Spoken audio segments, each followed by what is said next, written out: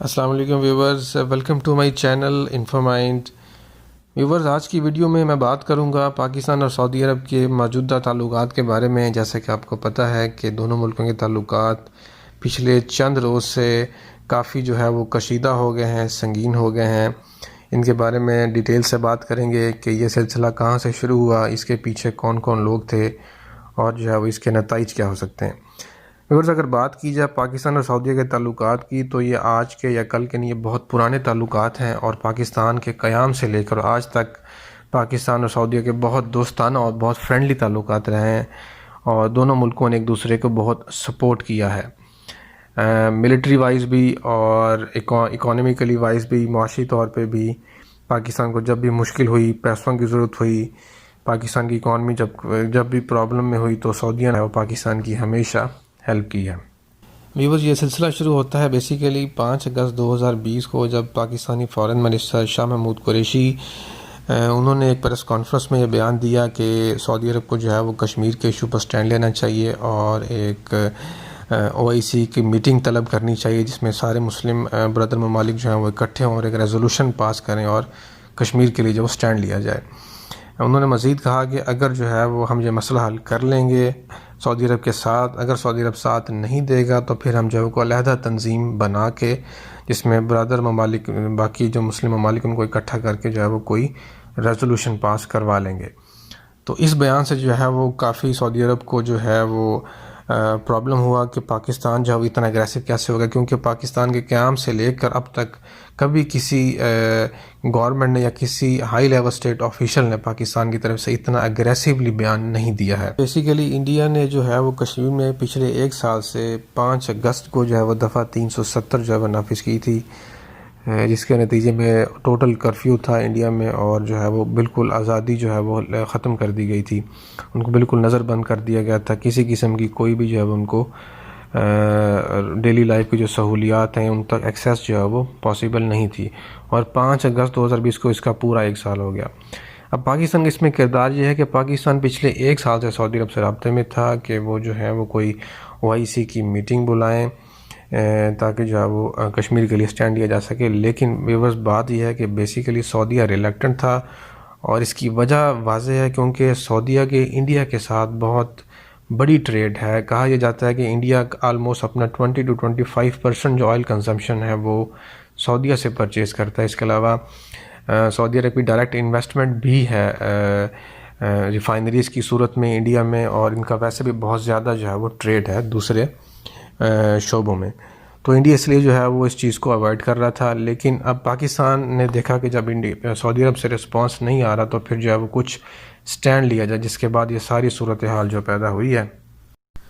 بہت سے لوگ یہ بھی کہہ رہے ہیں کہ یہ حالات جو سنگین ہوئے ہیں، ان کی وجہ وہ فارن منسٹر شاہ محمود قریشی کی وہ یہ کنٹروورشل بیان ہے۔ لیکن اگر تھوڑا براڈ دیکھا جائے تو بیسیکلی اگر آپ کو یاد ہوگا، نومبر 2018 میں پاکستان اور سعودی عرب نے ایک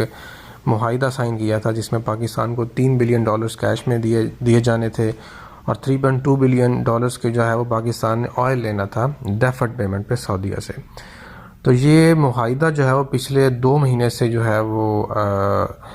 رینیو ہونا تھا، لیکن سعودیہ نے اس کو کینسل کر دیا ہے، اور 2 مہینے سے پاکستان کو سپلائی بھی نہیں مل رہی اس آئل کی۔ اور مزید یہ ہے کہ سعودی عرب نے جو پاکستان نے ان سے قرضہ لیا تھا $3 بلین کا، وہ بھی انہوں نے پاکستان کو کہا کہ ہمیں واپس کریں پیسے۔ تو جیسا کہ آپ کو پتہ ہے کہ پاکستان نے پچھلے چند دنوں میں وہ $1 بلین واپس کیا ہے سعودی عرب کو، اور وہ بھی کہا جا رہا ہے کہ پاکستان کے پاس تو اتنے پیسے نہیں تھے، کیونکہ ہماری اکانومی آپ کو پتہ ہے کس طرح چل رہی ہے۔ تو ان حالات میں چائنا نے اسٹیپ فارورڈ کیا، چائنا آگے آیا، اور اس نے پاکستان کو پیسے دیے کہ وہ سعودیہ کو پیمنٹ کرے۔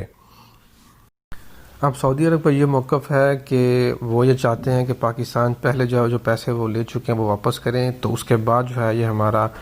جو معاہدہ ہے رینیو ہوگا، اور پھر پاکستان کو آئل کی سپلائی وہ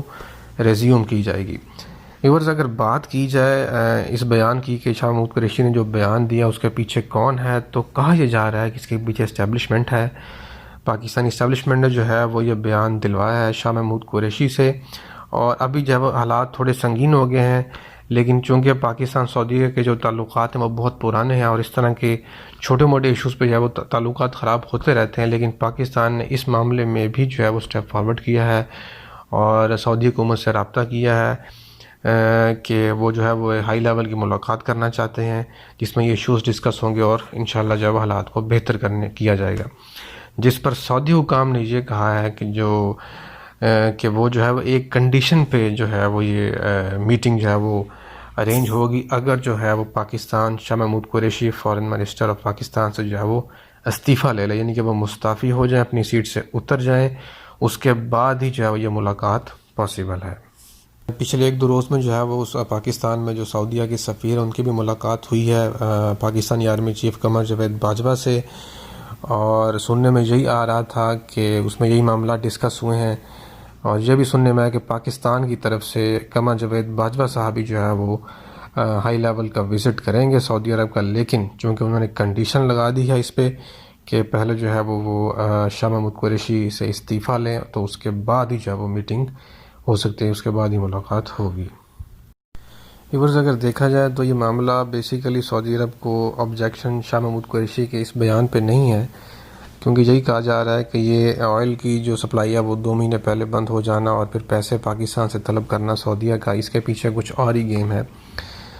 تھوڑا سا ہم پیچھے جائیں گے، جیسے کہ آپ کو پتہ ہے کہ یہ پرانی بات نہیں ہے، چین اور ایران کی جو ہے وہ ایک ڈیل ہوئی ہے جس میں چین نے جو ہے وہ ایران میں $400 بلین، بلکہ کچھ ذرا یہ بھی کہتے ہیں کہ 400 سے 600 بلین ڈالر کے درمیان جو ہے وہ انویسٹمنٹ کرے گا چائنا ایران میں، اور جس کی وجہ سے ظاہری بات ہے کہ پاکستان اور ایران کے تعلقات بھی جو ہے وہ بڑھیں گے، ٹریڈ بڑھے گی، تعلقات مضبوط ہوں گے،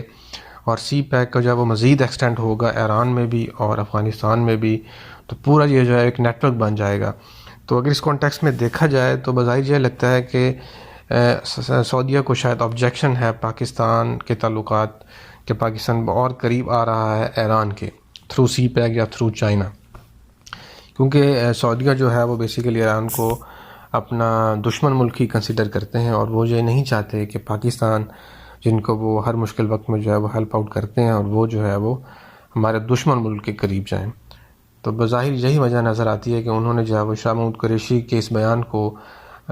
جسٹ ایز اے شیلڈ لیا ہے یا اس کو بہانہ بنا کے جو ہے وہ آبجیکشن کیا ہے پاکستان کے اوپر۔